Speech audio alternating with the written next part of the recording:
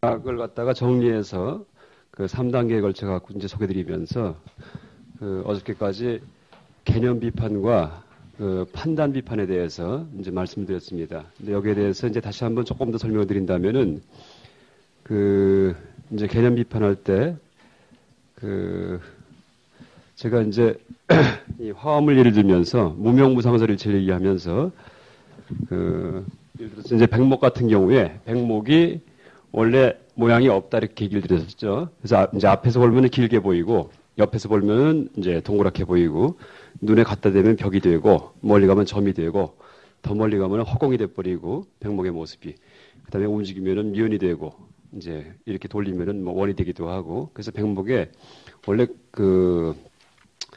이 본래의 모습은 없는 거죠. 근데 그걸 뒤집어 얘기한다면은 이 백목은 그런 모든 모습을 다 띌 수가 있는 거죠.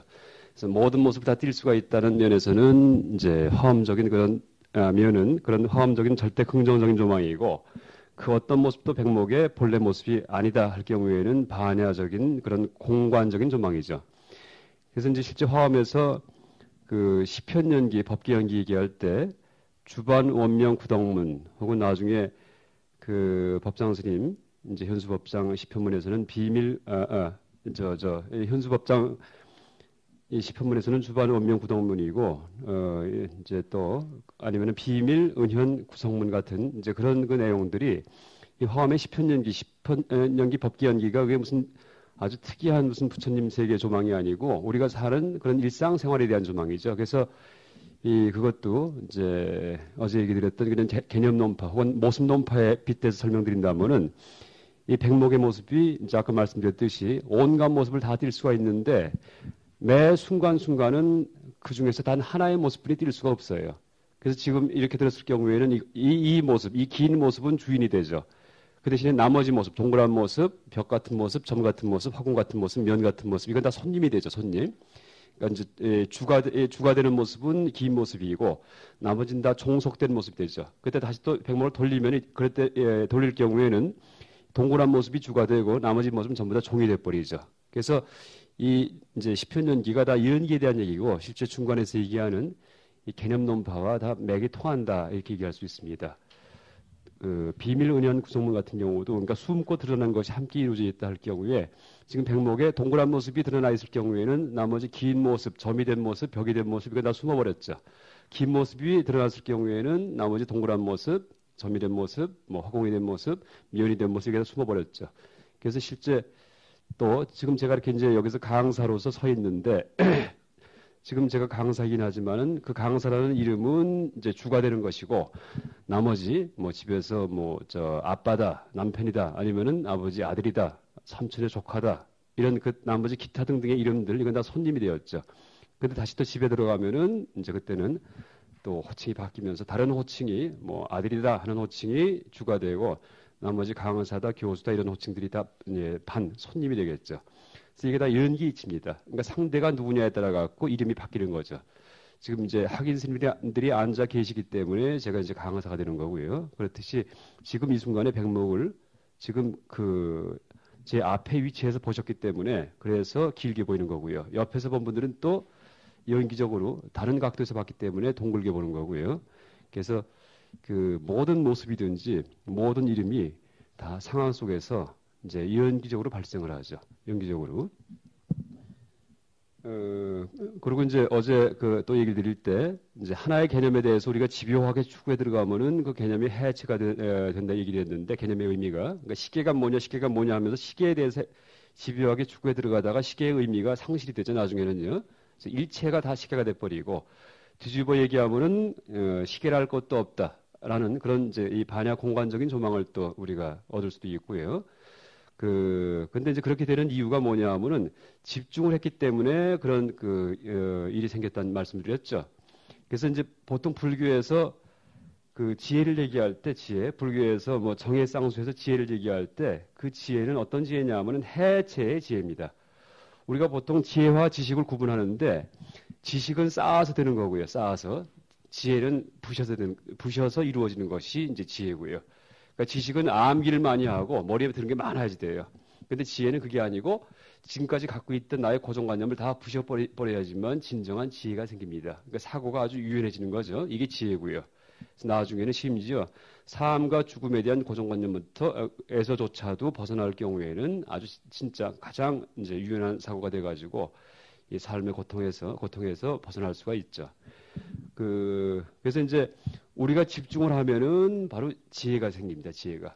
정해쌍수죠. 정이 이제 삼매인데, 정해쌍수할 때 정이 삼매인데, 삼매에 들어가면은 지혜가 생기고 그 지혜는 해체의 지혜죠. 그래서 지난 시간에 하나의 개념을 계속 집요하게 추구해 들어가면은 그게 삼매예요, 사실은요. 우리가 다리 꼬고서 이제 추구한 건 아니지만은 계속 이 사고 속에서 하나의 개념만을 자꾸 생각하는 거예요. 그래서 길이 뭐냐, 아니면은 이 우주가 뭐냐, 아니면은 욕심이 뭐냐 하면서 계속 추구해 들어갈 경우에는 욕심의 개념에 어떤 정의가 내려지는 게 아니고 욕심의 개념의 의미가 해체가 돼버리죠. 이게 바로 이제 욕심의 이 진상에 대한 지혜가 생긴 거예요, 지혜가. 그래서 공이라고 얘기할 수도 있고 일체, 모든 것이라고 얘기할 수도 있고요. 그래서 약간 집중하면 의미가 상실된다. 이것이 그 불교 수행법과도 이제 통하는 그런 얘기죠. 그래서 근데 이제 그냥 집중할 경우에는 이제 집중이 잘 안 되니까 결과부자하고 혹은 이제 가부자 틀고 앉아서 그죠? 산매, 아주 깊은 산매 들어가서 소재가 되는 그런 이 사고, 그러니까 생각 내용을 계속 이제 우리가 추구를 하죠. 그래서 보통 불교의 선하고 외도의 산매하고 다른 점은 외도는 산매만 닦습니다. 집중만 하지 지혜가 없어요. 외도는요. 근데 불교는 이제 산매가 아니고 선이죠, 선. 선은 ಧ್ಯಾ나라고 얘기를 하는데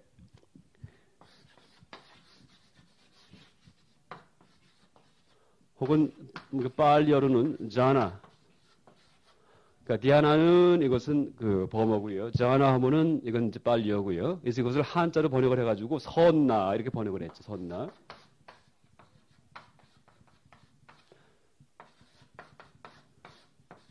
그랬다가 이제 나짤 빼버리고서 그러니까 선이라고 부르죠. 선이라고. 근데 선을 뜻으로 번역할 경우에는 어떻게 번역하냐면은 사유수.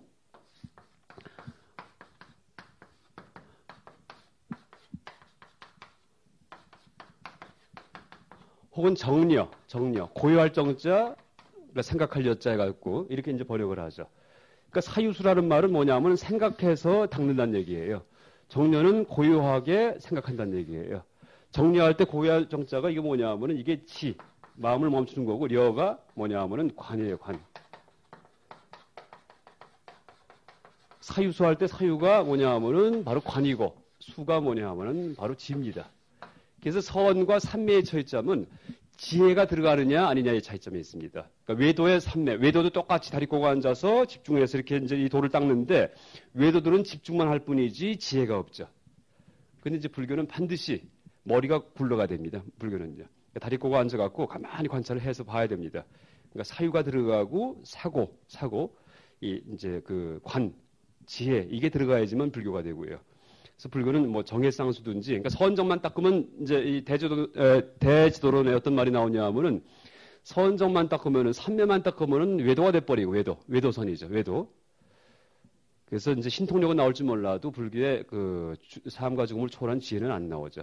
또 반대로 삼매는 안 닦고 지혜만 추구할 경우에 머리만 굴리는 거예요. 이럴 경우에는 광해가 된다, 미친 지혜가 된다 이렇게 얘기합니다. 미친 지혜. 그러니까 서양 철학 같은 거예요, 사실은요. 서양 철학 같은 것들이 서양 철학자가 결과부자 하고 앉아갖고서 무슨 철학적 이론을 갖다가 개발했다는 얘기 없습니다. 그냥 이 책상에 앉아갖고 담배 피면서, 그쵸? 이 펜 하나 들고서 글 쓰면서 철학을 했지. 그러니까 거기에서는 갖가지 이론은 나오는데 그것은 정법은 아니에요. 다 미친 지혜지. 그래서 광해, 그걸 이제 이 속일광자 써가지고 광해라고 이 지도론서는 아주 극단적으로 표현을 합니다. 그러니까 실제는 집중과 지혜가 이제 그러니까 정과 해가, 그러니까 지와 관이 함께 가야지만이 불교적인 그런 수행이 될 수가 있죠. 그래서 이제 지난 시간에 이제 하나의 개념에 대해서 자꾸 추구에 들어갈 때 머리 굴리면서 추구하잖아요. 이게 이제 이 사유, 정리할 때 려자, 사유수할 때 사유, 이게 굴러가는 거예요. 그러면서 다른 잡념은 없이 그것만 추구하잖아요. 이건 삼매예요, 삼매. 그러다 보니까 나중에는 그 개념이 해체가 되죠. 의미를 상실하죠. 그러니까 삶과 죽음도 마찬가지고 어떤 개념이라고 하더라도 그걸 붙들고 늘어져 갖고는 계속 추구에 들어가면은 그 의미가 해체가 됩니다. 그러니까 실제 이 가나선에서 화두 같은 경우도 우리가 화두를 타파한다고 할 때 진짜 의미는 뭐냐 하면은 사실은 화두를 버려버리는 거예요. 나중에요. 화두를 깬다는 얘기는 그 전까지 화두가 참 의심스러웠는데 나중에 아이고 엉터리구나 하고 버려버리는 거예요. 이제 결론만 얘기하면 좀 이상하지만은 하여간 그것이 불교의 아주 큰 패턴입니다. 불교 수행에. 그래서 이제 그렇게 삼매에 들어가면은 삶과 죽음에 대한 의문이든지 인생에 대한 의문이 있었을 경우에 그 의문이 다 해체가 돼버리죠. 해체가 되는데 근데 삼매가 아닐 경우에는 우리의 생각, 주의력 이게 막 산만하게 왔다 갔다 하잖아요. 왔다 갔다 하면서 의미가 발생을 하는 겁니다. 의미가. 그러니까 변화에서 의미가 발생합니다. 변화는 무슨 뜻이냐 하면은 이것과 저거를 비교하는 게 변화입니다. 그러니까 안경을 벗어난 안경을 갖다가 썼을 경우에 안경이 이 피부에 닿는 느낌이 들죠. 왜냐하면은 아까는 피부에 아무 느낌도 없었는데 안경의 차가운 그 안경테가 여기 뺨에 닿기 때문에 이게 변화죠. 그러니까는 내가 안경을 썼구나 하는 그런 분별이 일어나죠. 그런데 안경을 낀 채 1시간, 2시간, 5시간, 6시간 계속 있을 경우에는 변화가 없기 때문에 낀 상태에서 내 안경 어디 갔지 하고 찾는 경우도 있어요. 안경을 낀 걸 망각하는 거죠. 왜? 안경 낀 그 촉감의 상태가 계속되기 때문에 이게 하나의 집중 삼매의 상태예요. 그러니까 피부 감각에 한해서는. 그러니까 이제 안경이 상실되는 거죠. 그러면서 이제 안경 찾다가 여기 있구나 하고서 이제 나중에 이제 잘못 생각한 걸 자각하게 되죠.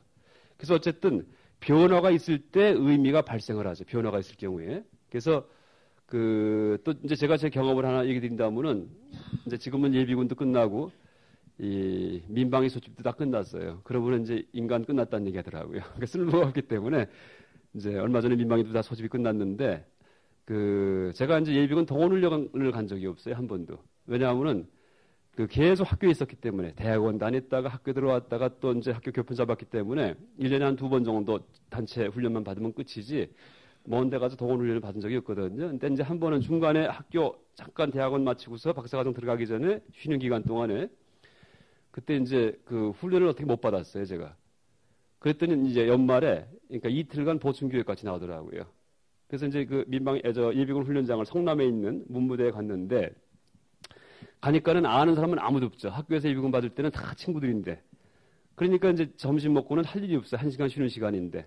그 이제 11월 말쯤 돼가지고 날은 추운데 제가 분홍색 파카를 입고 왔습니다. 그래서 어떻게 할까 하다가 잠이나 자자 한 다음에 벤치에 앉아갖고 이 팔짱 낀 다음에 쫙 하고 잠을 잤어요. 낮잠을 갔다가 추운데 한 40분 동안. 그러니까 양지바른 데 앉아갖고. 그랬다가 이제 집합 소리가 들려갖고는 이제 눈을 떴죠. 떴는데 분명히 분홍색 잠바를 입고 있었는데 색깔이 회색이에요. 회색. 이상하다 한 다음에 다른 데를 봤다 이렇게 보니까 다시 분홍색이에요. 그게 무슨 뜻이냐 하면은 그래서 이제 그게 참 이상한 체험인데 눈을 감고 잤다가 눈을 떴을 때 딴 색깔은 하나도 안 보여요. 비교할 색깔이. 그냥 내 파카 블룩 튀어나온 거 이 색깔만 보이는 거예요. 그러니까는 이 색깔의 의미가 상실된 거예요. 그러니까 눈을 뜨고서 딴 색깔을 봤다가 다시 파카 색깔을 보니까 색깔이 돌아오는 거예요. 그래서 우리가 이제 색깔을 얘기할 경우에도 이 고유색이 있는 게 아닙니다. 그러니까 딴 색깔과 비교를 통해갖고서 초록, 빨강, 노랑 해갖고 의미가 나타나는 거죠. 또 실제 우리가 생명 같은 경우에 생명은 뭐 정록생명 하면은 초록색하고 빨간색하고 구별을 못 한대요. 그러니까 산을 보더라도 저게 빨간 산인지 초록산인지 말을 못 해요. 물론 산은 보통 이제 나무가 초록색이기 때문에 초록이라고 이제 알겠지만은 그러니까 내가 볼 때 생명이 아닌 사람이 볼 경우에 생명 눈에 어떻게 비치는지는 알 수가 없죠. 근데 어쨌든 그 사람 자체 내에서 다른 색깔과의 비교를 통해 갖고 의미 체계가 성립되는 거예요. 이렇게 다양하게. 그래서 뭐냐면은 변화, 대조, 비교가 있을 경우에 의미가 발생을 하죠. 비교할 수 없을 경우에 의미가 사라져 버리죠. 그래서 그러니까 또 하나 체험이 또 하나 있는데 차를 타고 가다가 서울에 가면은 성수대교 이제 근처에 성수대교 이제 북단 쪽에 보면 금호동 쪽에 큰 산이 하나 있어요. 강변에. 그래서 이제 제가 이제 그 산을 처음 이제 그 주변으로 해서 이렇게 쭉 지나가는데 봄에 보니까는 진달래가 만발했어요. 완전 산에 하나 가득. 그래서 놀래가지고는 세상에 진달래산이 서울에 있었냐고는 집에 갔다가 식구들 다 데리고 나와서 진달래 보러 가자고 딱 갔더니 개나리산이에요. 아까 분홍색이었는데 노란색이에요. 그래서 이게 웬일인가 하고. 그게 뭐냐 하면은 산이 크게 있는데 하늘은 이제 파란색이 아니라 뿌옇죠, 하늘이요. 그러니까 흰색 같이. 그러니까 이제 허공을 볼 때 대조할 색깔이 없으니까 희망하는 대로 보인 거예요, 그냥 이제 색깔이요. 그랬다가 나중에 식구를 데리고서는 차 타고 그 산기슭에 가서 딴 색깔 보면서 올라가다 보니까 이게 노란색이에요. 이게 무슨 얘기냐면은 하여간 색깔조차도 고유색이 없다는 얘기예요. 의미의 세계에서 내가 보는 대로 보이는 건데 다른 색깔과 비교를 통해서 의미가 발생하는 거죠. 그리고 이제 그리고 이제 우리가 그래서 그러니까 시계 같은 경우도 시계가 뭐냐 아니면 욕심이 뭐냐 물질이 뭐냐 마음이 뭐냐 하면서 막 추구해 들어갔더니 나중에 의미가 해체가 됐잖아요. 근데 그렇게 한 가지 개념을 계속 추구하면 의미가 상실되지만은 생각이 막 왔다 갔다 할 경우에는 모든 의미가 명확해요. 시계, 돌, 나무, 산 이렇게 해보세요. 다 명확하죠. 시계 딱 떠올린 다음에 돌멩이, 나무, 물, 산. 이때는 그 개념들이 탁탁탁 비교가 되기 때문에 아주 명확한 것 같이 착각이 되는 거예요. 돌이 분명히 있고 시계도 분명히 따로 있고 산도 있고 하늘도 있고 이렇게. 그런데 하나의 개념만 계속 추구해 들어가면 의미가 사라져버리죠. 그래서 우리가 생각이 자꾸 굴러가기 때문에 이렇게 이제 의미가 연기적으로 발생을 하면서 이제 연기적으로 매 순간순간 이런 의미의 세계가 열린 거죠. 의미의 세계가. 그런데 원래는 다 무의미하죠. 본래 무일물이죠. 하나도 없죠. 아무것도 없죠. 지금 이 순간에도. 이제 그렇게 얘기할 수가 있죠. 또 이걸 좀 더 응용을 하면은 그 정치를 하는 분들이든지 아니면은 어떤 그 집단을 이렇게 다스리는 분들, 관리하는 분들이 그 이제 뭐가 중요하냐면은 의미를 창출해내는 게 중요한 거예요. 의미를 갖다가. 그러니까 실제 뭘 해주는 게 중요한 게 아니고 어떤 의미를 느끼게 만들어주느냐. 그러니까 이제 정치도 마찬가지고 집안을 갖다가 잘 운영할 때도 마찬가지고, 그죠? 아니면 어떤 사회, 학교, 어떤 집단을 운영할 때도 마찬가지고 거기에 구성원들이 행복하게 느끼게 하려면은 계속 행복하게만 해줄 경우에는 행복한 걸 몰라요. 그래서 이제 흔한 말로 이 결혼 생활하는 사람들이 그러니까 부인한테 잘해주죠. 그럼 버르장머리가 없어진다는 얘기하죠. 그 무슨 얘기냐 하면 계속 잘해주면 처음에는 참 좋은 남자다 했다가는 나중에는 당연한 줄 알아요. 그때 조금만 안 해주면 그때는 난리 법석을 떨죠. 그러니까 이제 그걸 잘 조화롭게 잘해줬다가 말았다가 하면서 왔다 갔다 하면서 의미가 발생하게 해야지만 이제 계속 유지가 되지 그냥 계속 잘만 해줬다고 해서 잘만 해줬다는 의미가 생기는 게 아니에요. 그러니까 못 해줬다가 잘해줄 경우에 잘해줬구나 하고 아는 거지. 만약에 착한 남편이 계속 설거지를 해줘봐요. 남이 볼 때는 천사죠. 근데 그 집 그 부인이 볼 경우에는 이 쪼다예요. 그렇게 되는 거예요. 처음에는 좋아하다가 나중에는 이제 화가 날 때는 그걸 좋게 보는 게 아니고 거꾸로 남자답지 않다 그렇게 볼 수도 있고 그럴 수가 있죠. 그래서 이제 뭐냐 하면은 누구한테 잘해준다는 것이 평생을 계속 잘해준다고 해서 잘해주는 게 아니에요. 상대가 못 느끼니까. 왜? 같은 게 계속될 경우에는 의미가 상실되기 때문에. 그래서 이제 조화롭게 이렇게 잘해줬다가 저렇게 잘해줬다가 그러니까 어떤 학교나 어떤 단체에서도 이제 좋은 의미를 갖다가 다양하게 발생시킬 수 있어야지만 그게 좋은 지도자죠. 이제 그렇게 해서 이제 이 운영을 할 경우에는 모든 사람이 아주 행복하게 해줄 수가 있죠. 그러니까 정치가의 역할이 사실 그런 거예요. 국민소득 2만 불, 3만 불 높여봤자 뭐예요? 계속 들끓는데 나라는요. 왜? 착각하고 있기 때문이에요. 돈만 많이 갖게 해주면 다 행복할지 착각하는 거예요. 그러니까 북구 쪽이 불행한 이유가 뭐예요? 스웨덴, 노르웨이에서 자살률 높은 이유가 의미 창출이 안 됐기 때문이에요. 소득은 엄청나죠? 근데 돈 많다고 하는 게 물론 가난하다가 돈 많아지면 그 순간은 참 좋아요. 근데 돈 많은 상태에서 1년, 2년, 10년 지나면은 그게 무의미해요, 그냥. 그러니까 딴 예를 든다면은 배가 고플 때 한 2, 3일을 굶었어요. 근데 이제 뷔페 식당에 갔다가 누가 실컷 먹이라고 집어넣어버려요. 그러면 들어가서는 막 난리가 나죠. 너무 이제 고마워서. 근데 이제 한 그릇, 두 그릇 먹었다가 세 그릇, 네 그릇, 다섯 그릇 먹어봐요. 그 다음에 거기서 살라고 그래. 뷔페 식당에서 너 한 1년만 살아. 그것만 먹고 살아 하면은 암만 맛있는 것도 나중에 질려버려요. 음식이요. 그렇죠? 그러니까 이제 뷔페 식당에 그 화려한 음식이 맛있는 것도 배고팠다가 들어갈 때 의미가 발생하면서 이게 연기예요. 연기적으로. 긴 게 있을 때 짧아지듯이. 그때 딱 맛있는 느낌이 드는 거고 그걸 계속 시킬 경우에는 이제 그때는 그 맛의 의미가 상실되죠. 그러니까 이제 그때는 또 다른 걸 해줘야지 돼요. 그러니까 한식 먹였다가 중국 음식 먹였다가 양식 먹였다가 그러니까 우리가 반찬 먹을 때도 아무리 맛있는 것도 그렇죠? 뭐 고기 반찬 놓고서 그것만 먹어봐요. 그러면 질리잖아요.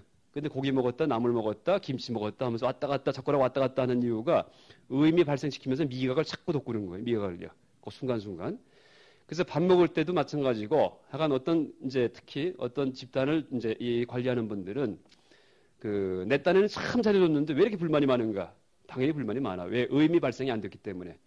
그래서 이제 이 연기법을 잘할 경우에 연기법에 대해서 연기는 대조와 비교를 통해서 이 의미가 발생하는 것이 바로 연기다.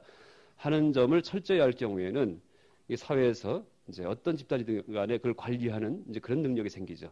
그리고 구성원이 그죠? 밥 세 끼만 먹든지 아니면 물질적으로는 굉장히 잘 못해주는데도 불구하고 상대방이 굉장히 행복을 느끼게 해줄 수도 있는 거예요. 그러니까 연기법에 대해서만 잘 알아갖고 그러니까 좋은 의미를 자꾸 발생시키는 이제 그런 그 이벤트를 벌일 경우에 그래서 이 연기법이 우리가 뭐 깨달음에만 쓰는 게 아니고 약간 사회에서 뭐 아주 다방면으로 이제 우리가 이 연기의 이치를 적용을 할 수가 있죠.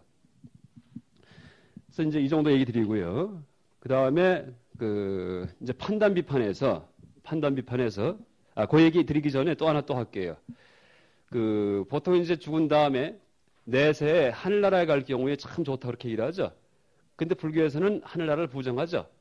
불교에서 하늘나라를 갖다가 부정하는 게 없다는 게 아니고 있어야 틀림없이 내세에 하늘나라 천당에 갈 수가 있죠. 있는데 그게 궁극적 목표가 아니다 이렇게 얘기하는 게 불교예요. 그러니까 하늘나라에도 태어나지 말아라 이렇게 얘기를 하는 게 불교죠. 하늘나라조차도. 왜? 하늘나라도 육도 윤회 세계예요. 육도 윤회. 다 중생의 천신들이 전부 다. 우리가 반야심경 봉독할 때 이제 이 법당에서 아침에 예불 드리고 나서 예불 얘기 나왔으니까 또 의미 발생을 제가 하나 또 얘기 드릴게요. 제가 처음에 이제 그저께인가요? 그저께 이제 여기 오늘 그저께 왔네요. 그때 그저께 아침에 새벽 예불에 이제 같이 처음 갔다가 예불문 이제 같이 따라하는데 와, 왜 이렇게 빠르세요? 예불문이. 제가 이제 최근에 그 동도사, 복룡사 뭐 이런 몇 군데 가서 예불을 같이 드린 적이 있거든요. 근데 너무 빨라요. 속도가 배는 되는 것 같아요. 근데 그거 못 느끼시죠? 그러니까 반야심경은 뭐 어마어마하고 빠른 게. 그래서 막 따라가기 바쁠 정도로다가 그랬는데 딱 어저께 오후 예불쯤 되니까 못 느끼겠어요. 원래 이 속도구나 하고 생각되는 거예요. 그러니까 처음에는 옛날에 예불 드리던 그 속도감이 있어갖고 진짜 예불이 어떻게 보면 전투적이에요. 근데 힘이 있죠 아주. 또 이제 강사스님 말씀은 이 계곡물이 빨라갖고 급류가 그래갖고 아마 나 몸에 그게 돼가지고서 그렇게 된 게 아닌가. 또 제가 말이 굉장히 빠른데 뭐 다 수용하시더라고요. 그게 아마 예불을 빨리 하셔갖고 사고가 확 들어가니까 아마 그럴 수도 있죠. 근데 처음에는 그렇게 빨리 느껴졌는데 어제 저녁 예불쯤 되니까는 그냥 속도가 적당하구나 이렇게 생각이 들어요. 그러니까 마음이 간사한 거죠. 왜? 옛날에 들었던 예불은 다 제가 그 속도는 잊어버렸어요. 그 다음에 이제 3번 연거푸 들었던 그 예불이 마음에 남아있으니까 어저께랑 같은 속도구나 하니까 그냥 이게 정상적인 속도구나 이렇게 착각되는 거예요. 그래서 이제 그것도 의미의 발생이죠. 그러니까 다른 그 법당에서 들었던 예불 속도랑 비교할 때는 빠르구나 했다가 같은 예불을 자꾸 하니까 그때는 그냥 정상 속도구나 이렇게 되는 거죠. 그래서 하늘나라 같은 경우에도 실제 그 하늘나라 태어나면 얼마나 좋겠어요. 그러니까 죽은 다음에. 그런데 태어나서 그거는 한 5년, 10년 뿐이에요. 왜냐하면은 인간계에서 참 힘들게 살다가 천당에 가면 좋죠. 먹을 것도 많고, 그렇죠? 천녀도 있고, 어마어마하죠. 그런데 그런 데에서 5년, 10년, 50년, 100년, 1000년 살아봐요. 그때는 행복의 의미가 무의미해지는 거예요. 그렇기 때문에 윤회하는 거예요. 우리 마음이 그걸 감당을 안 한다는 얘기예요. 우리 마음이. 아주 지루해지고 따분해지고 아주 답답해지는 거예요. 하늘나라 자체가. 그러니까 상대적인 어떤 행복으로서의 하늘나라는 그게 진정한 하늘나라가 아니라는 얘기예요. 그러니까 이제 극락을 얘기하죠. 따로 불교에서는요. 극락은 하늘나라가 아닙니다. 삼계 바깥에 있고요. 그래서 이제 하늘나라를 부정하는 이유가 이제 그렇게 지금 불행한 상태에서는 부패식당에 들어가면 참 좋아 이제 행복해 보이지만은 그 부패식당에서 한 그릇 두 그릇 10그릇 먹어보면 나중에는 지치듯이 지금 인간이 내 생에 뭐 주여 기도하면서 하늘에 태어나면 참 좋죠. 당시에는 구름 타고 당기고 좋은데 거기서 10년, 20년, 30년, 1000년, 만년 있어봐요. 아주 지긋지긋해요 그게요. 왜? 못 느끼기 때문에 불행한 것을 다 까먹었기 때문에 그냥 그런 줄 알기 때문에 의미 창출이 안 돼요. 그러니까 그게 하늘나라가 윤회의 세계라는 얘기예요. 그래서 이제 그 하늘나라의 삶이 다 하면은 또다시 밑으로 떨어진다고 얘기를 하기도 하고 다른 비유를 든다면 우리가 이제 고등학교 때든지 그 아침 조회할 때 운동장에서 교장 선생님이 이제 훈화 이제 하실 때 운동장에 이렇게 서 있으면은 차례 타고 서 있을 경우에 다리가 엄청나게 아프죠. 그럼 좀 마음 좋은 교장 선생님이 열중셔 이렇게 하세요. 그러면 좀 편해요. 아유 고마웠다고 느껴요. 근데 말이 좀 길어져 갖고 2시간, 3시간을 얘기를 해요. 그럼 다리가 어마어마하게 아프죠. 열중시 했는데도 편히 쉬어 하면은 또 더 좋아요. 막 몸도 움직이고. 근데 그래도 서 있는 게 한 4시간, 5시간 되면 진짜 다리가 아프죠. 그때 앉아 마음대로 이렇게 하면은 야 하고 박수를 쳐요. 막 앉게 해줬다고. 그래서 이제 앉아서 얘기를 듣는데 나중에 어떻게 됩니까? 궁뎅이가 따끔따끔하죠. 나중에는요. 그럼 누워 한다고, 누우라고. 그럼 이제 누웠어요. 그럼 세상은 진짜 편하죠. 그런데 누운 상태에서 절대 일어나지 마 하면서 사흘, 나흘, 닷새 놔둬봐요. 죽겠어. 제발 좀 일어나게 해주세요. 이게 윤회예요. 그러니까 다시 원상복귀 아니에요. 그러니까 뭐냐면 사람이 상대적인 행복을 추구할 경우에는 끝이 없다는 얘기예요. 다시 원상복귀 한다는 얘기예요. 또 여러분 요새 젊은 사람들, 이제 일반 속가의 사람들이 왜 청바지 찢어 입고 다녀요? 왜? 다 떨어진 청바지 왜 입고 다녀요? 북북 찢어갖고 왜? 복에 겨워서 그러는 거예요. 복에 겨워서. 복이 괴롭다 이런 얘기예요. 집이 가난한 사람들은 그렇게 어머니가 애 청바지 그렇게 입고 다니면 집이 좀 어려운 분들은 노발대발해요. 그렇죠? 근데 특히 부잣집 애들이 그렇게 찢고 다닌다고요. 그렇죠? 히피가 왜 나왔어요? 서양서, 청년문화. 이게 전부 다 복에 겨워갖고 복이 나중에 괴로움이 되고, 그렇죠? 남들이 볼 때는 가난하고 누추한 게 행복이 돼버리는 거예요. 그러니까 청바지 찍찍 찢어 입고 다니잖아요. 그러니까 지금 무슨 얘기냐 하면은 우리의 마음이 상대적인 행복에서는 영원한 행복을 느낄 수가 없게 돼 있다는 얘기예요. 왜? 연기 이치가 이 세상을 지배하기 때문에. 비교를 통해서만 의미가 창출되기 때문에. 비교를 통해서만. 앞에 불행했다가 행복할 때 그때에 가서 행복이 느껴지는 거지 행복만 계속되면은 무의미해져요. 옛날에 그 이산가족 찾기 할 때 이산가족 그 이제 방송 가끔 보셨죠? 그때 한 30년 40년 헤어졌던 그 오빠 여동생이든지 그러니까 형동생이 이제 만나요. 그러니까 전화 걸고서 확인한 다음에 눈물을 펑펑펑 흘려요. 막 부둥켜 안고서 막 떼굴떼굴 굴르기도 하고. 그런데 만나가면 뭐 할 거예요? 이틀 3일 같이 자요? 일주일 되니까는 한 달 지나니까는 너 집에 안 갈래? 이렇게 된다고요. 그때 요새 물어보니까 1년에 한두 번도 보기 힘들대요. 서로 먹고 살기 바빠서가 아니고 먹고 살기 바빠서 얘기하는데 그게 아니고요. 덤덤해지는 거예요. 만나기 전까지는 만나면 세상 끝날 것 같이 좋았죠. 죽어도 한이 없을 것처럼. 근데 만나고 나서 그냥 계속 같이 있어봐요. 그럼 서로 싸우기도 하고 다투기도 하고 그때는 에이 지겨워 이렇게 된다고요. 이게 윤회이체예요. 그러니까 이제 하늘나라도 마찬가지예요. 지금 내가 인간으로서 굉장히 힘들게 살죠. 그 고통 속에 희련 속에 시험 속에 살죠. 그런데 그러다가 잘 믿어갖고 가봤자 처음에는 좋지만은 나중에는 괴로움이 된다는 얘기예요. 그러니까 상대적인 행복의 세계이기 때문에. 그래서 불교에서 하늘나라를 부정하는 거예요. 철저하게요. 그게 없다는 얘기가 아니고 그것은 절대 종교적 목표가 될 수가 없다는 얘기죠. 그거는요. 그러니까 아예 하늘나라도 태어나지 말아라. 다시 말해서 삼계에서 벗어나라. 열반 해탈해라 이렇게 얘기하는 거예요. 싹 벗어나는 거죠. 그러니까 윤회의 세계에서. 어쨌든 이제 연기라는 의미 갖고서 이렇게 얘기를 드릴 수가 있고요. 그 다음에 이제 지난 시간 얘기 드렸던 그 판단 비판에 대해서 조금 더 이제 정리를 해서 한번 얘기를 드려보겠습니다. 정리해가지고.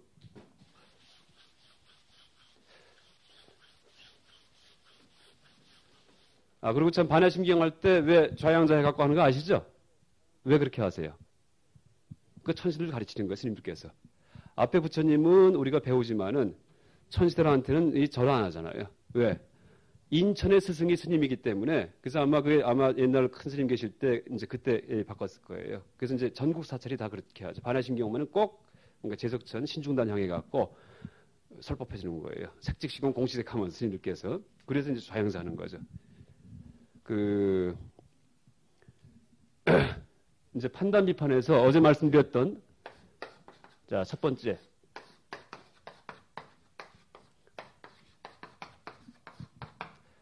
바람이 분다 할 경우에 이게 이제 왜 모순에 빠지냐 하면은 그러니까 두 가지가 있죠. 이걸 잘랐을 경우에요. 그러니까 바람이 분다 할 때 그냥 바람이 분다 하면 되는데 만약에 바람이 따로 있고 분다가 따로 있다라고 생각할 경우에 잘랐을 경우에 이때 문제가 발생을 해요. 그래서 분다가 바람 속에 내포되어 있죠. 그렇죠. 바람이라는 의미 속에 분다는 의미가 그러니까 내포되어 있기 때문에 부는 바람이 또 분다는 그런 뜻이 돼버려요. 동어반복이죠. 그래서 이걸 중복의 오류 해도 되고 이걸 동어반복 이렇게 해도 되죠. 반대로 이제 이렇게 오류가 생기니까 부은다가 바람 속에 들어가 있지 않다 하고 한번 빼버리면은 이때 이제 배제가 되죠. 배제. 주어에서 수로의 의미를 배제시키면은 그때는 사실의 유배가 돼요.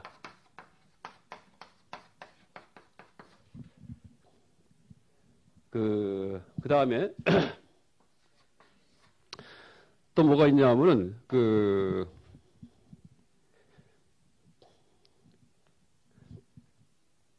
이제 그러니까 이건 또 좀 새로운 얘기인데 우리가 이제 이 어떤 지식을 얻을 경우에 지식을 얻는 방법이 있죠. 그러니까 전에 어떤 얘기를 드렸냐면 지각하고 추리 두 가지가 있다 이렇게 드렸어요. 우리가 지식을 얻는 무엇을 아는 방법은 직접 느끼는 거, 또 하나는 머리 굴려갖고 이제 알게 되는 거. 직접 느끼는 것은 감각 같은 거죠. 눈에 직접 보이는 것들. 그다음에 이제 머리 굴려서 하는 것은 책이다, 책상이다 이렇게 아는 거, 추리하는 거. 이게 다 머리 굴려 하는 거죠. 그래서 직접 느끼는 것은 지각이고 머리 굴려서 하는 것은 추리다 이렇게 얘기를 하죠. 추리요. 추리는 간접적인 지식이에요. 추리는. 그러니까 책이다 하고 하는 것도 옛날에 책을 봤었기 때문에 하는 거예요. 그러니까 옛날에 봤던 책에 빗대가지고서 책이구나 하는 거죠. 그러니까 간접, 한 단계 거쳐서 하는 거죠. 이게 간접 지식이죠. 그래서 실제 우리가 책이다, 뭐 책상이다, 거울이다 이렇게 당장 보는 것 같지만 이것도 다 추리예요, 사실은 이제 추리. 그 직접 지각은 뭐냐 하면은 아직 책이라는 이름이 떠오르기 전에 그냥 느낌이에요. 그래서 이제 우리가 이렇게 이 알물 얻는 방법이 있죠. 방법, 수단을 갖고 있죠. 이걸 갖다 보통 불교에서는 인식 방법,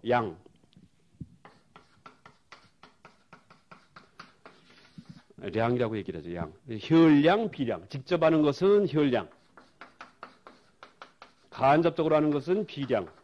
그러니까 비량은 추리고 혈량은 지각입니다. 지각. 그래서 우리가 알을 얻는 방법은 이렇게 혈량과 비량, 그러니까 지각과 추리 두 가지가 있다 이렇게 얘기를 하죠. 그러니까 인명학에서 이제 여기에 대해서 아주 상세하게 다룹니다. 인명학에서 불교 논리학이죠. 근데 이제 이 양을 갖고 있는데 이제 근데 이 다시 말해 인식 수단이죠. 인식 수단. 그러니까 알의 수단.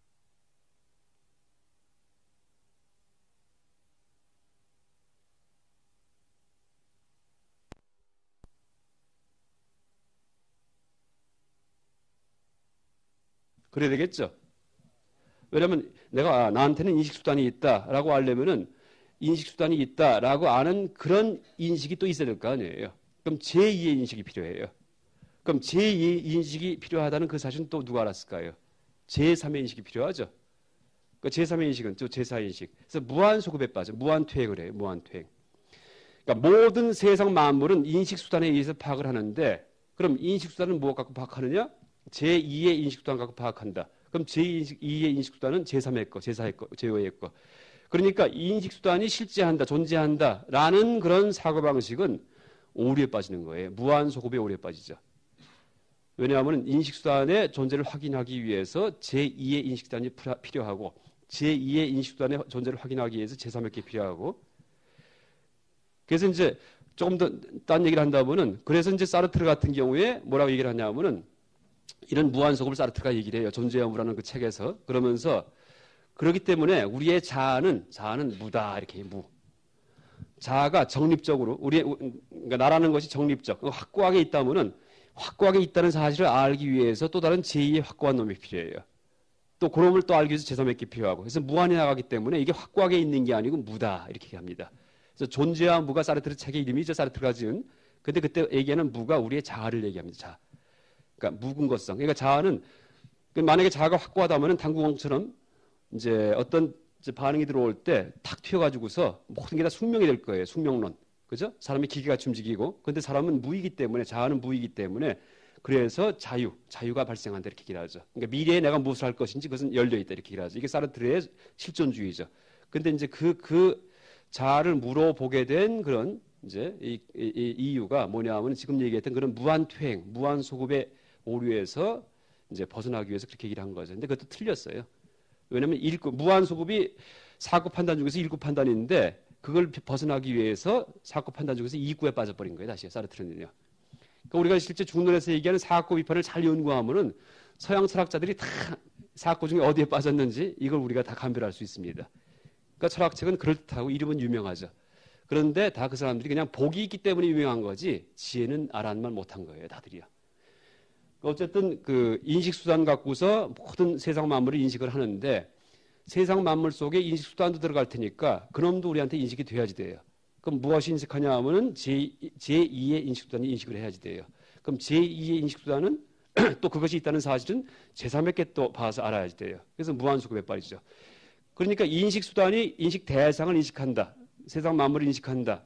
이런 사고방식은 그러니까 논리적 오류에 빠지는 거예요. 오류에. 그죠?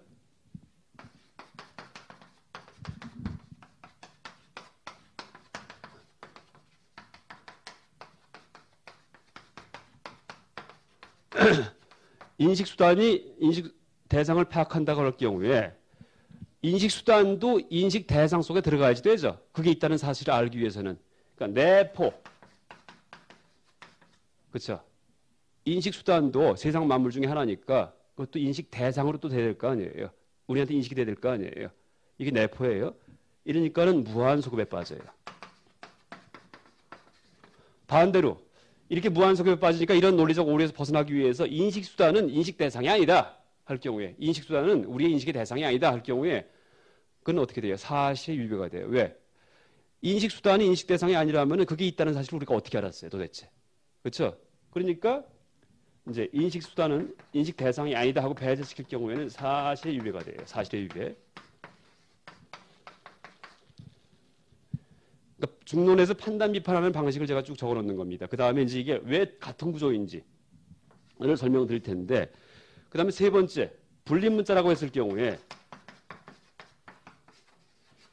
문자 세우지 마 이렇게 얘기했을 경우에 어떻게 됐습니까? 분립문자도 문자 아니냐? 그러니까 문자 세우지 마 했는데 문자 세우지 마라는 그런 글자도 또 문자예요. 내포가 돼요. 내포. 그러니까 내포가 되니까는 어떻게 됩니까? 자가당착에 빠졌죠. 자가당착. 자기 스스로 자기를 치는 거예요. 자가당착. 근데 반대로 이제 이렇게 모순이 생기니까 그러면 분립문자는 문자가 아니야. 딴 게 다 문자지. 다른 문자를 쓰지 말라는 얘기 할 경우에는 어떻게 돼요? 그걸 누가 믿어요? 분립문자 틀림없이 문자인데. 그러니까는 배제시킬 경우에 분립문자는 문자가 아니야 하고서 문자에서 얘기해서 배제시킬 경우에는 사실의 유배가 돼요.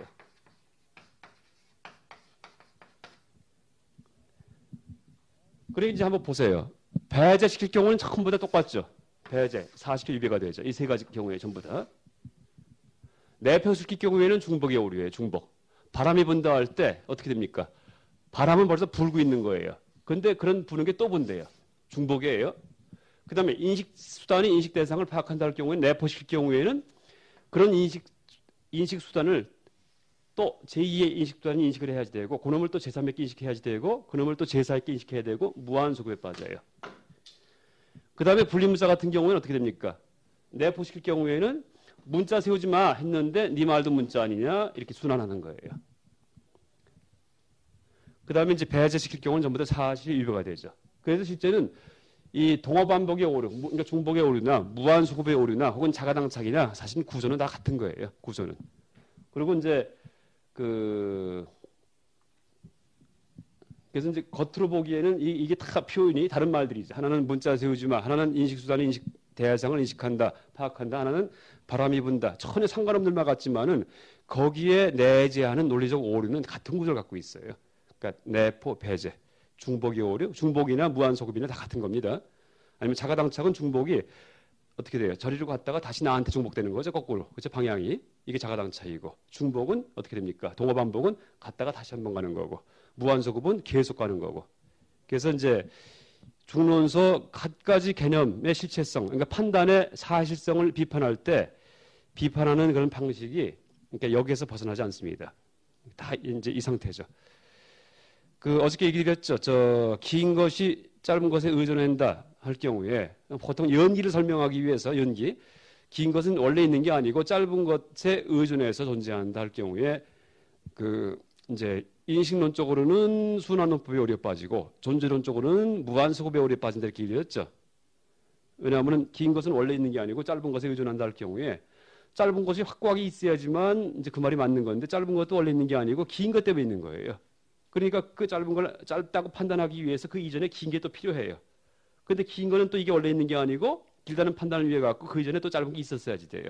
짧은 거는 또 이게 원래 있는 게 아니고 또 그 짧다는 얘기를 하기 위해서 그 이전에 또 더 이제 옛날에 긴 게 더 과거가 있었어야지 되죠. 이러면은 존재론적 그런 이제 조망인데 이럴 경우에 무한 소급의 오류에 빠지죠. 무한히 긴 거 짧은 하면서 그 근거가 필요하기 때문에 무한 근거가 필요한 거예요. 무한 근거. 그러니까 연의를 표현하기 위해서 긴 거 짧은 거 예를 들면서 긴 것은 원래 있는 게 아니고 자성이 없다, 공하다. 왜? 짧은 것에 의존했기 때문에 말은 그렇다지만 그 말은 틀린 말이에요. 말로 사람 말로 발화된 이상 마치 분립문자, 개고즉착 이게 아주 어마어마하게 훌륭한 말이지만 말로 표현된 이상은 모순에 빠지듯이 중론에서 얘기하는 공의 논리를 가르칠 때 쓰는 말도 말인 이상은 다 모순에 빠지는 거예요. 그러니까 중론을 가르칠 때는 사기를 쳐야지 돼. 사기를 갖다가 실제.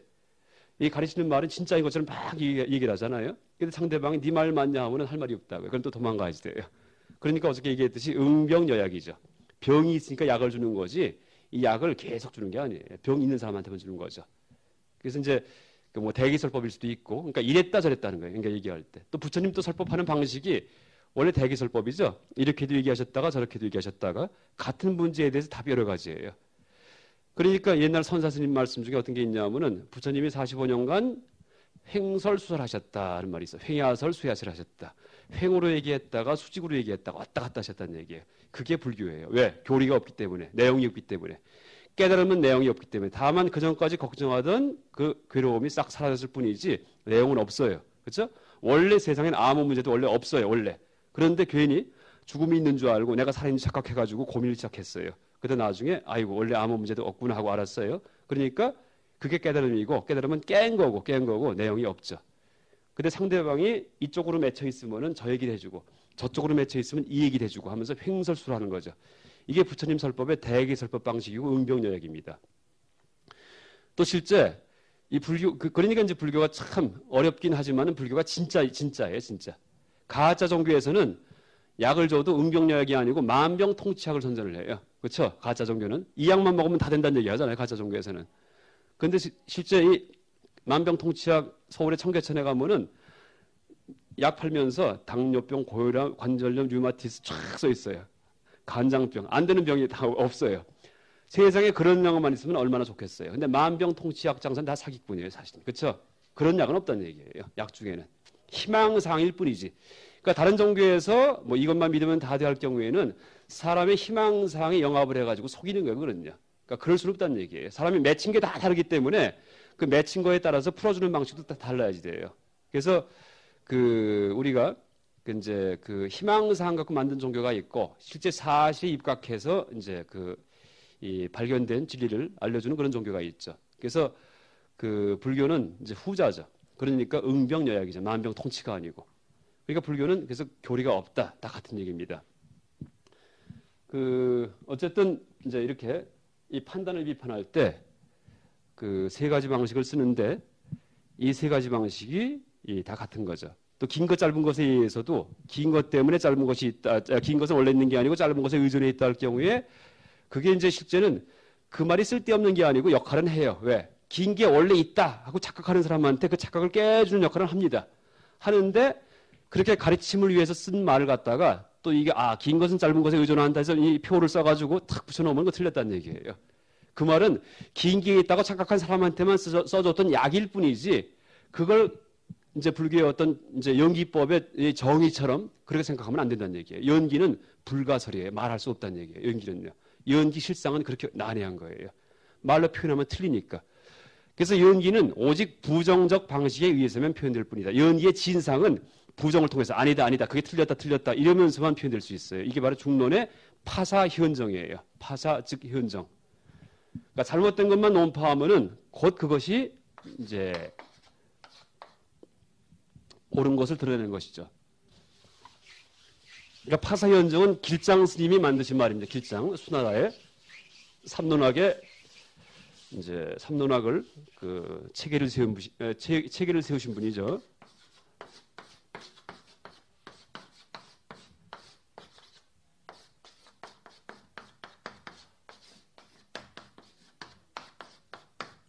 그러니까 파사현정. 그러니까 중관학은 이게 중론이다, 중관학이다, 연기는 뭐다 이렇게 말 절대 안 해요. 왜? 진짜 연기를 알려주기 위해서. 그래서 이제 오직 연기를 위배한 거, 연기가 아닌 것만 갖다가 계속 부정만 할 뿐이에요. 그래서 이제 이 파사, 잘못된 것, 삿된 것을 이제 비판만 하면은 현정 그대로 바른 것이 드러난 거죠. 그래서 이 파사 현정을 파사 즉 현정 이렇게 이제 이해를 해야 됩니다. 보통 이 사회에서도 파사 현정 많이 쓰죠. 그죠? 누가 쓰냐면 검사들, 법관들, 그죠? 뭐 법무부 장관 그런 파사 현정의 칼날을 들고서 이렇게 얘기를 하죠. 근데 우리 사회에서 쓰는 파사 현정은 인간 파사 후 현정이에요.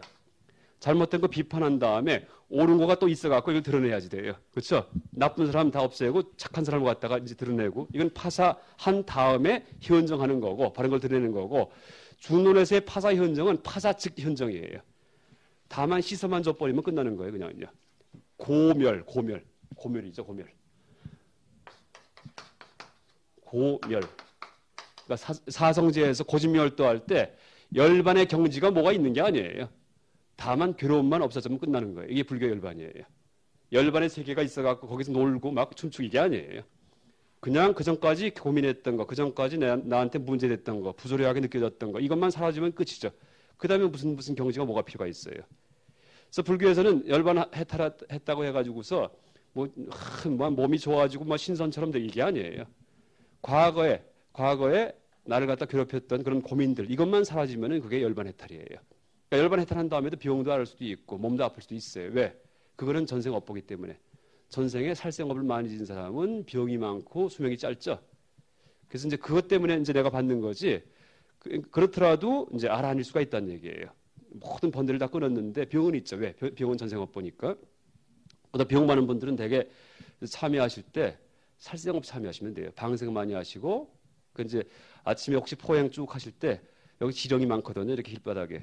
그리고 볼 때마다 집어갖고서 이 풀숲에다 이렇게 놔주는 거. 이게 방생이거든요. 굳이 이제 강에 가서 하지 마시고 이거 하시고, 또 하나가 저 참회인데 참회도 그냥 참회가 아니고 전생에 이제 어떤 살생업, 생명 죽인 거에 대해서 이러면 이제 병이 난다는 얘기를 하죠. 그러니까 불교의 인과응보 이치가 맞다면은 그렇게 얘기를 하죠.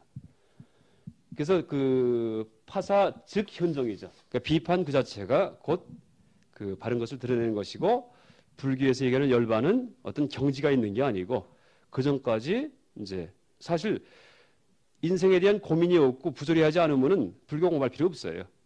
그런데 곰곰이 인생에 대해 생각하면 참 기가 막히거든요. 왜 태어났는데 왜 죽어야 되는지, 나는 누구인지 참 기가 막혀요. 물론 그런 고민 안 하는 사람들도 있어요. 아예 그런 고민이 없어요. 마치 짐승처럼. 짐승도 그런 고민이 없어요. 먹고 사는 게 바쁘지. 그래서 잘 먹고 잘 살아오지. 그러니까 짐승같이 사는 사람들이 대부분인데 조금만 머리만 굴리기 시작하면 금방 그 부조리가 발견돼요. 그렇죠? 그런데 이제 그렇기 때문에 그걸 해결하기 위해서 우리가 수행을 하고 공부를 하는데, 그러니까 수행의 목적은 뭐냐 하면은 뭐가 되는 게 아니고 내 고통만 제거하는 거예요. 그럼 끝이에요. 근데 이제 외도에서의 어떤 수행의 목적은 그게 아니죠. 뭔가 이상의 세계가 있어갖고 삼매경지, 뭐가 되기 위해서 이렇게 수행을 하죠. 그건 불교는 아니에요. 그거는 일종의 탐욕이에요. 그것도 도탐, 도에 대한 탐욕이죠. 그러니까 부처님도 순수했기 때문에 어떻게 하셨어요? 깨닫고 나서 자 설법하자 이렇게 안 하셨어요. 깨닫자마자 뭐 하셨냐면은 자 이제 죽어야지 이렇게 생각하셨어요. 왜? 문제 다 풀렸으니까. 못하러 또 살아요. 그러니까 열반하자마자 처음에 딱 한 게 이제 깨닫자마자 성도하시자마자 35살 때 가부좌 틀고 앉아갖고 내 이 가르침을 진정으로 수용할 사람이 없구나. 그러니까 있을 것 같지가 않아요. 그러니까 그냥 그 자리에서 이제 돌아가시려고 그러죠. 열반하려고. 그랬더니 범천, 브라만 천신이 내려와서 권청을 하죠. 제발 설법해달라고. 그러니까는 이제 어떻게 돼요? 응병여약. 그때 일어나시는 거예요. 이게 불교의 본질이에요. 그래서 불교는 원칙은 묻지 않으면 답을 하지 않는다. 이게 불교예요. 근데 이제 다른 종교는 묻지도 않는데 자꾸 그냥 막 강요를 하잖아요. 이거 이제 주입을 하려고 그러고. 그러니까 오히려 독이 되죠. 이제 어떤 그런 것들이. 그래서 이제 그러니까 불교의 순수성, 그러니까 우리가 불교 공부할 때도 그래서 내가 어떤 의문이 있을 경우에 의문에 대한 내가 답을 나중에 낼 경우에 이걸 답을 남한테 내가 알려줘야지 라는 생각하지 않고 죽을 때 내가 혼자 가지고 와야지. 그래도 여한이 없는 거, 그런 문제를 품어야지 돼요. 그러니까 남한테 알려주고 가르치기 위해서 내가 연구를 하고, 이것은 솔직히 얘기하면 순수한 건 아니에요. 그러니까 진짜 순수한 거는 내가 진짜 알기 위해서 내가 죽을 때 남한테 절대는 교육을 독각처럼 혼자 알다 혼자 죽을 거예요. 근데 너무나 의심이 돼가지고 도저히 밥 먹고 속물처럼 살 수가 없어요. 그러니까 이제 내가 수행을 하고 연구를 하는 거예요. 근데 남한테 얘기를 안 해요. 이제 알았어요. 이제 죽어도 돼요. 그런데 왜 이렇느냐 하면 남들이 그러니까 이제 괴로워하기 때문에, 그러니까 할 수 없이 가르치는 거, 할 수 없이 일어나고, 이게 불교예요. 부처님이 그렇게 하셨듯이. 그래서 이 불교의 열반이 어떤 세계, 황홀한 세계, 무슨 신선처럼 날아다니고 이게 아니고 그냥 과거에 갖고 있던 어떤 걱정들, 이게 다 사라지고, 이제 하나 더 얘기한다면은 불교의 열반, 부처님 돌아가신다면 어떻게 될까요? 석가모니 부처님 어디 계실까? 우리를 갖다 바라보고 계실까? 어디서? 먼 데서? 석가모니 부처님이에요. 아미타 부처님은 계세요. 아미타 부처님은 아직 안 돌아가셨으니까. 열반하지 않으셨죠. 아미타 부처님 극락에서 보신불루다. 영적인 존재로다. 보신은 영적인 존재예요. 영적인 존재로 우리 지켜보고 계세요. 석가모니 부처님 어디 계세요? 이 경에 보면은 두 가지 문제가 있는데 두 가지 답이 있는데 하나는 뭐냐 하면 무기답이에요. 깨달은 분이 사후에 열애 사후에 유야무야 깨달은 분이 돌아가신 다음에 계십니까 안 계십니까 하고 여쭤보니까 부처님이 답을 안 해서 가만히 계세요. 그냥 하나 이 무기다. 무기.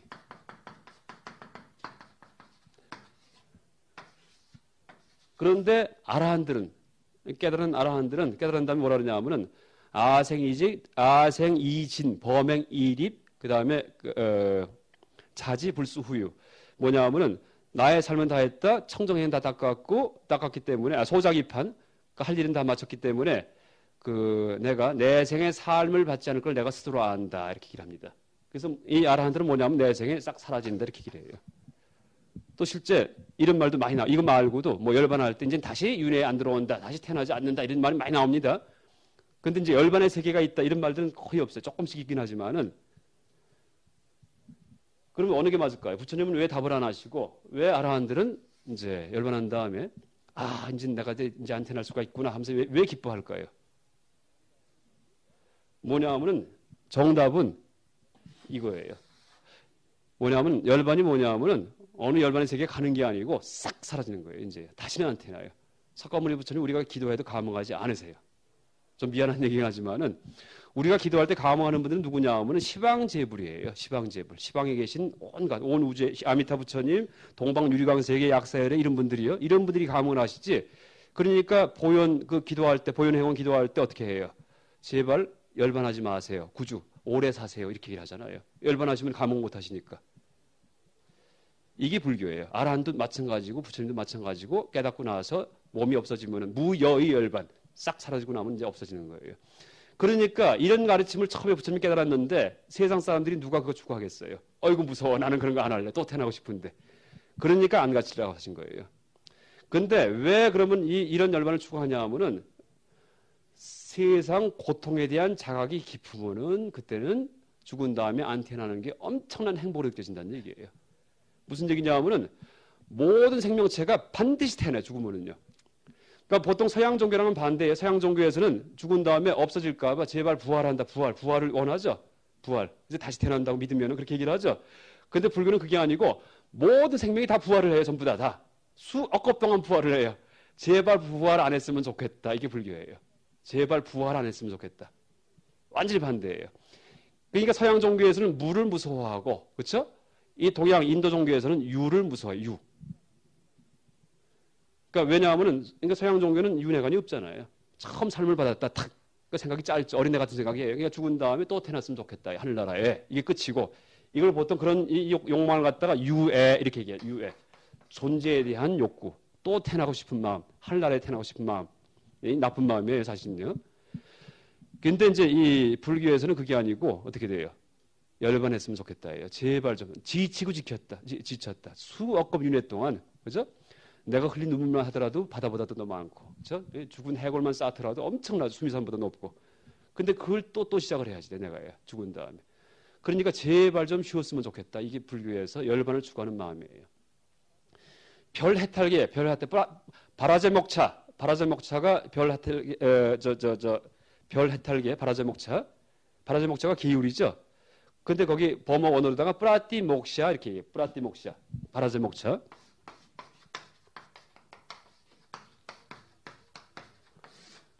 왜 기울을 바라제목차, 뿌라띠 목샤. 목샤가 무슨 뜻이냐 하면은 목샤가 이게 해탈이에요. 해탈.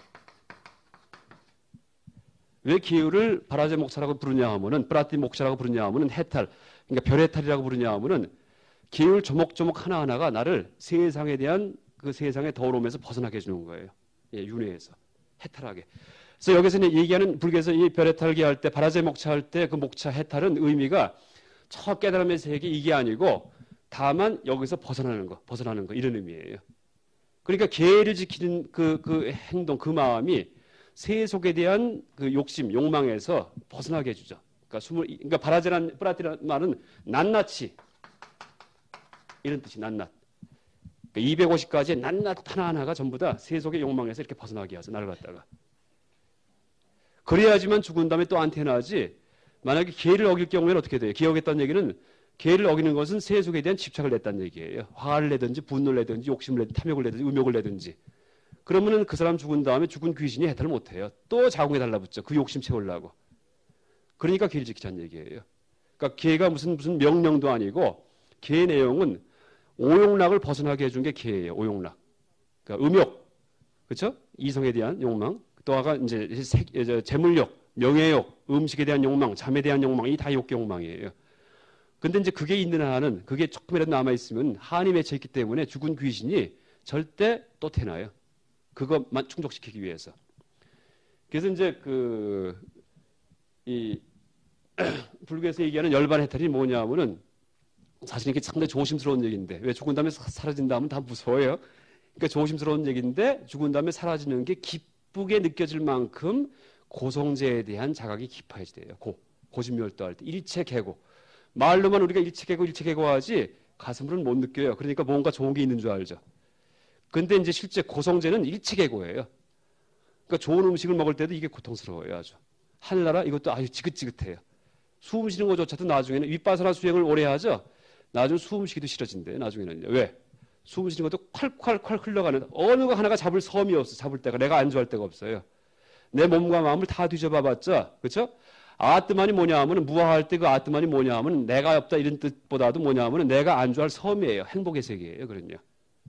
참 힘든 세상에서 우리가 수행을 통해서 탁 잡을 때 그렇죠? 영원한 세계 이걸 잡으려고 아뜨만을 추구한 거예요. 외도들이. 근데 부처님이 보니까 앞만 뒤져봐도 그런 건 없어요. 다 콸콸 흘러갈 뿐이지. 그러니까 윗바사나가 사념처 수행이에요. 사념처. 그러니까 어떻게 돼? 잡을 게 없기 때문에 그러니까 무상하기 때문에 무하다. 무아이기 때문에 뭐예요? 잡을 게 이제 그러니까 내가 안주할 행복한 세계가 없다는 얘기예요. 행복한 어떤 요소가 없어요. 뒤져봐도. 그러니까 고다 이렇게 나오죠. 그러니까 오원에 대해서 얘기할 때 경에 아함경에 보면은 항상 무상부터 먼저 얘기하죠. 색은 무상하다. 그러면 무하다. 그러면 고이다 이렇게 얘기해요. 무상, 무하, 고. 그러니까 세계 추구할 게 아니죠. 수상의식이 마찬가지죠. 그러니까 몸과 마음을 어딜 뒤져봐도 전부 다 콸콸 흘러가기 때문에 거기에 안주하고 있다가는 물론 좋은 데도 가긴 가겠죠. 하늘나라 같이. 근데 또 떨어진다는 얘기예요. 그리고 그런 일이 한두 번이 아니었고 수억 급 동안 내가 해왔고. 그러니까 아예 싹 모든 번뇌, 근본 번뇌를 싹 끊고서는 내 세계는 이제 사라져버리자 하는 게 열반이에요. 그 다음에 빠리니르바나, 반열반. 이것은 완전히 사라진 것. 그러니까 열반, 그냥 열반은 깨달음도 열반, 유여의 열반이고 반열반은 몸까지 사라지는 거예요. 사라지는 건데 이걸 갖다가 범어로 빠리니르바나 이렇게 이래요. 빠리는 완전한, 컴플리트리 이런 뜻이에요. 싹 사라진 거예요. 그래서 이제 그게 열반이고 실제 불교인들이 그러니까 실제는 현대 사회에서 불교인들이 그런 목적으로다가 불교 수행한 사람이 몇 명이나 될까? 참 이게 문제거든요. 그러니까 우리가 실제 그러니까 불교도 원래 진짜 의미에서 그건 대승 소승 다 똑같아요. 진짜 이 경전에 나와 있는 의미에서의 불교의 깨달음을 추구하도록 마음새를 바꿔야지 돼요. 그 길뿐이 없기 때문에. 근데 이제 대개는 깨달음 추구할 때 그게 아니고 뭔가 위대해지고 확 지혜가 열리고 뭐 이렇게 생각을 하죠. 그거는 불교의 깨달음과 거리가 멀죠. 그건 잘난치 하는 거죠. 그거는요. 내가 성공하자 이런 마음이고. 그러니까 불교에서 주리반특가 같은 사람도 깨달을 수 있었다는 얘기가 주리반특가가 뭐냐 하면은 한마디 알려주면은 금방 또 까먹어요. 그렇죠? 가장 머리가 나빴던 스님인데 부처님이 빗자루 쓰는 거 알려주면서 마음 떼시는 얘기 하시죠.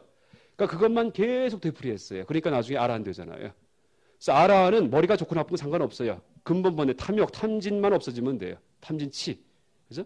그러면은 끝나는 거예요. 그러니까 세상에 대한 집착만 없어지면 아라한이에요. 암만 바보래도. 그러면 죽은 귀신이 다시는 자궁에 안 달라붙을 거 아니에요. 근데 물론 이제 대승에 와서는 그런 아라한도 이제 보살 아라한이 생기죠. 보살 아라한. 그래서 나중에 미륵불 오실 때까지 내가 아라한이 됐지만은 싹 사라지지 않고 영적인 존재로 남아서 어려운 사람을 도와주겠다. 이게 16나한님이에요. 우리 대홍정 가면 16나한 계시죠? 왼쪽 오른쪽에. 이분들이 뭐냐 하면 대승 아라한이에요. 아라한인데 발심한 분들이죠. 보살심을 갖다가. 그러니까 뭐 나반존자 같은 분들. 이게 다 마찬가지예요. 그러니까 이제 어려울 때 기도하면 감흥하잖아요. 그렇죠? 여러 가지 신비한 일도 생기고. 어쨌든 불교에서 얘기하는 깨달음 열반은 이제 사라지는 거고. 그럼 부처님이 왜 그 열반 깨달음 물어볼 때 답을 안 하셨냐 하면은 물어보는 사람이 감당 못할 얘기이기 때문에 답 안 하는 거예요. 이거는요. 세속에 대한 집착이 있는 사람한테 열반한 다음에 깨달음은 계십니까 안 계십니까 할 때 사라졌다 하면은 어이구 나 그럼 불교 안 믿을 때 이렇게 된다고요. 그러니까 고성제에 대한 자각이 깊지 못한 사람은 그렇죠? 뭔가 세상에 참 추구하고 좋은 게 있다 이렇게 생각하는 사람한테는 거기에 대해서 열반 얘기하면 안 돼요. 그럼 무서우니까. 그런데 일체 계고를 자각한 사람한테는 열반 얘기하면 행복으로 다가오죠. 아, 진짜 쉴 수가 있는 길이 있구나 하고서는.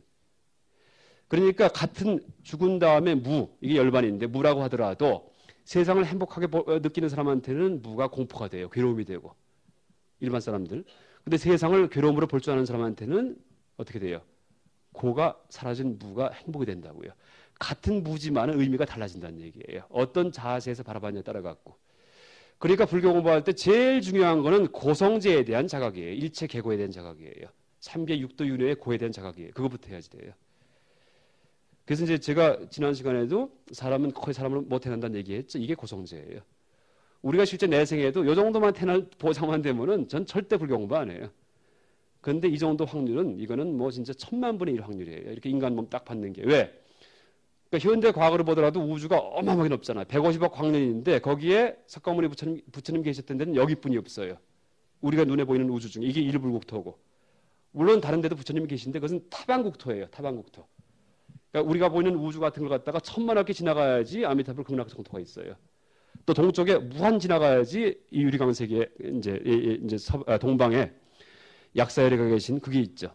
그러니까 우리가 보는 이 우주에서만도 그렇죠? 우주에 물론 생명이 가득하죠. ET들이 외계인들이 가득하죠. 외계인이 아니고 외계 중생들이 가득한데 여기서 죽으면 그 중에 어디 태어나죠? 그러니까 확률적으로 볼 때 지구에서 죽었다가 그 다음에 다시 태어날 때는 자기 업에 맞는데 아무데나 태어나요. 150억 광년 이 우주 중에서 다시 또 지구로 쏙 태어날 확률은 거의 없다는 얘기예요. 그러는요. 그렇죠? ET로 태어나지. 공룡으로 태어나든지. 그러니까는 현대 과거를 보더라도 인간이 인간만 받는 것은 힘들어요. 그러니까 지구상에서 여기에서 석가모니 부처님 계신 데에서 전생에 또 여기 있던 사람은 거의 없어요. 그러니까는 기가 막히죠. 그러니까 또 축생의 세계는 엄청나게 힘든 세계고 그러니까는 아이고 싹 사라지지 이렇게 되는 거죠. 그러니까 10분 더 있다 얘기하겠습니다.